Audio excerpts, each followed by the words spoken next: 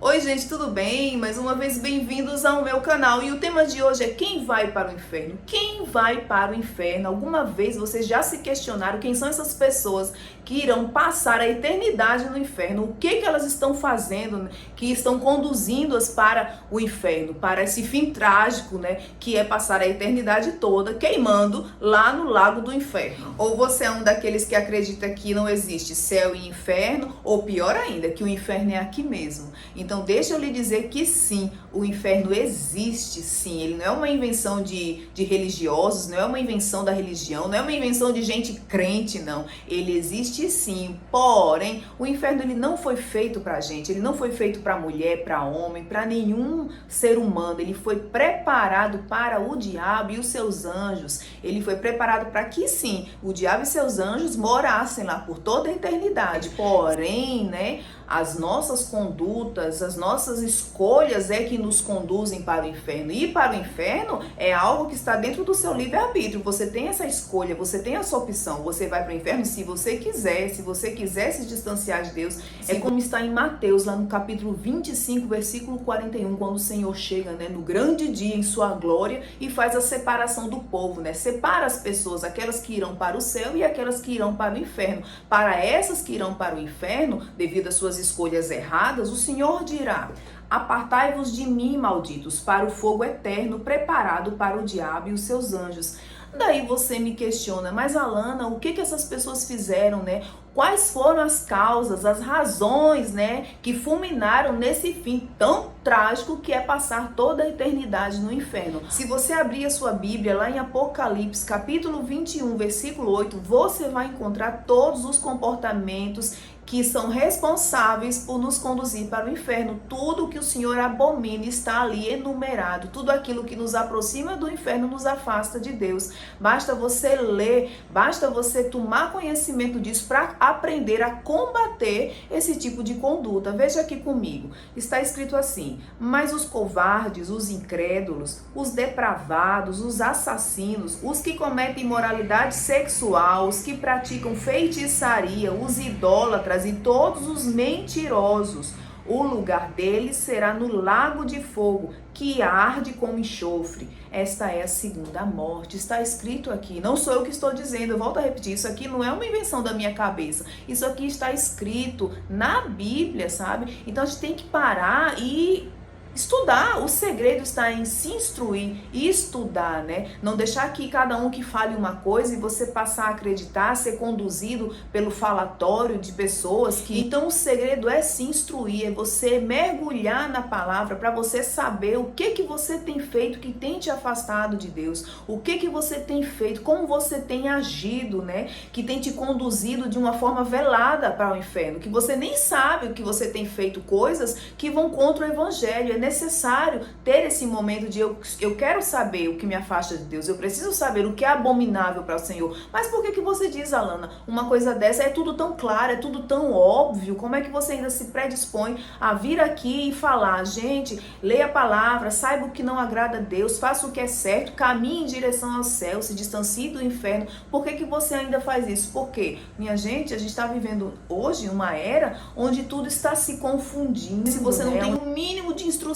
da palavra, você é alvo constante de investidas que vêm para trazer confusão à sua mente. Mas por quê? Porque o mundo está cada vez mais corrompido, os valores estão sendo distorcidos, a palavra tem sido alvo de chacota em todo o tempo. Então a gente precisa sim estar atento, precisa sim se instruir, vir até a palavra, aprender. Por quê? Porque o que era certo ontem, hoje já não é mais. E o que era errado, hoje em dia tem sido tolerado, tem sido colocado panos quentes, tem sido tolerado, tem sido aceito.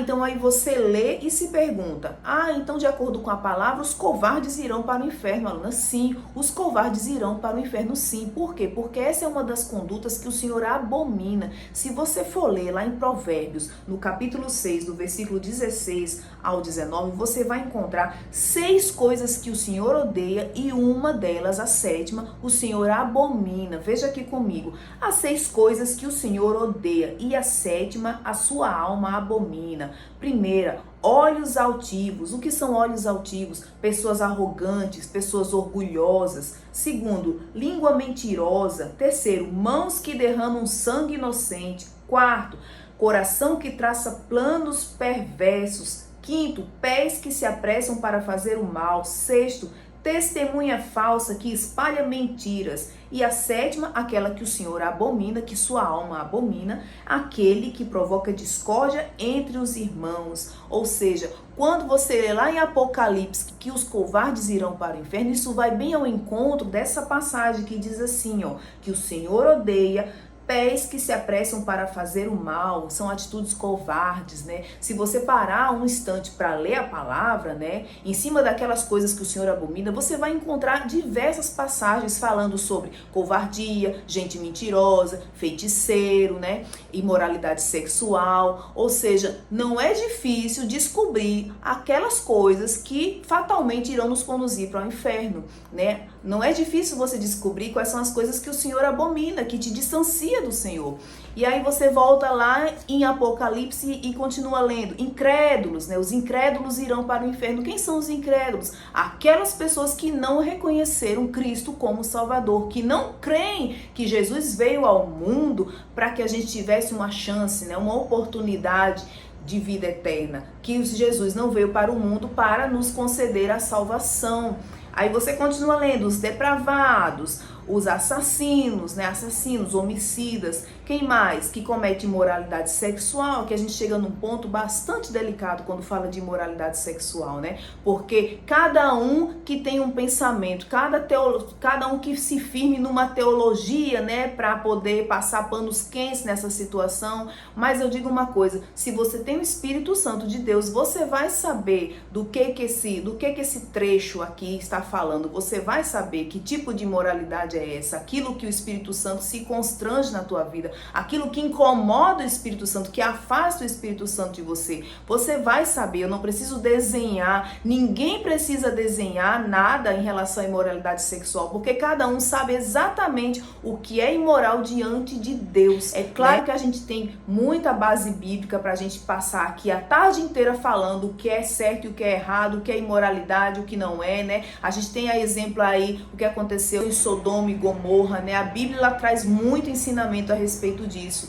Então, primeiramente, busque ao Senhor, né? Busque saber o que é bom e o que não é. Não vai ser eu que vou dizer, meu irmão, você não pode fazer isso, você não pode fazer aquilo, desse jeito não é bom, desse jeito não é agradável a Deus, né? Busque ao Senhor primeiramente, porque quem vai retirar isso do seu coração, quem vai trabalhar dentro de você é o Senhor.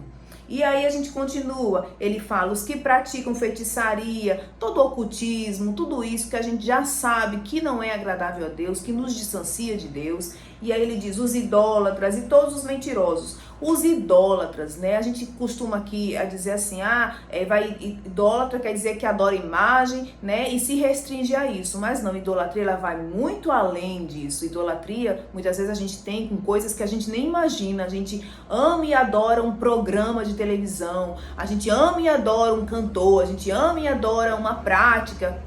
Tudo e qualquer coisa pode se tornar objeto de idolatria pra gente. Então a gente tem que estar muito atento. E por fim, os mentirosos, né? Claro, né? Minha mãe vivia dizendo que o pai da mentira é o diabo. Ou seria a mãe da mentira, eu não lembro. Ela vive dizendo, o pai da mentira é o diabo. A gente sabe que mentira é uma coisa que nos afasta de Deus. Agora, ninguém pode dizer que desconhece as razões, os comportamentos que podem nos conduzir para o inferno, né? Porque está na Bíblia, basta você ter o interesse de se instruir. Mas agora a gente vem para outro ponto muito interessante, que quando se fala de quem vai para o inferno, quando se debate, né, temas dessa natureza, ninguém nunca para falar sobre pecados imperdoáveis, né? Aqueles pecados que Deus não perdoa, que também irão nos conduzir para o inferno. Pecados que irão nos conduzir para o inferno e que são aqueles que Deus não perdoa. Você já se perguntou que tipo de pecado que Deus perdoa? Deus não é amor? Deus não é perdão? Como é que pode existir algum pecado que Deus não perdoa? Você sabe qual é o pecado imperdoável? O que é esse pecado imperdoável, Alana? Que com certeza também nos conduz para o inferno,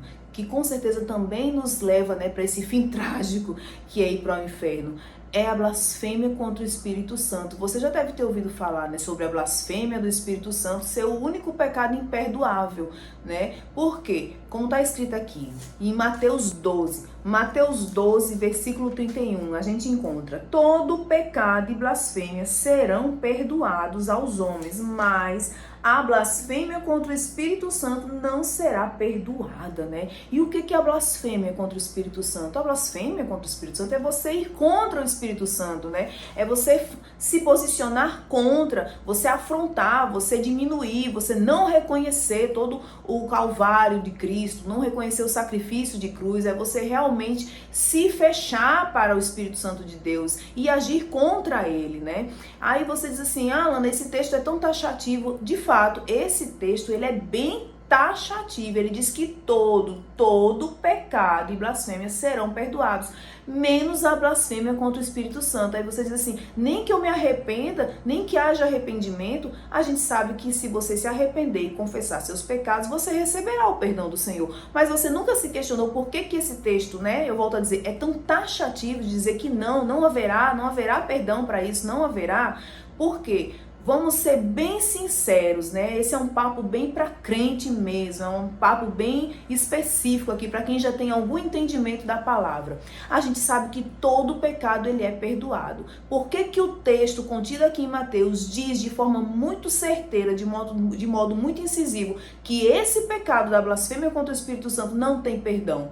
Porque é um pecado que quem comete verdadeiramente é quem já conheceu a Deus, é quem já conheceu o Espírito Santo, é quem já teve uma aliança firmada com o Senhor. Esse é um pecado cometido por pessoas que já são conhecedoras de Cristo. E a palavra também diz lá em Hebreus, no capítulo 6, do versículo 4 ao versículo 8, você vai encontrar, veja só: é impossível, pois, que aqueles que uma vez foram iluminados e provaram o dom celestial e se tornaram participantes do Espírito Santo e provaram a boa palavra de Deus e os poderes do mundo vindouro e caírem, sim, é impossível outra vez renová-los para o arrependimento, visto que de novo estão crucificando para si mesmos o Filho de Deus e expondo a humilhação, a vergonha.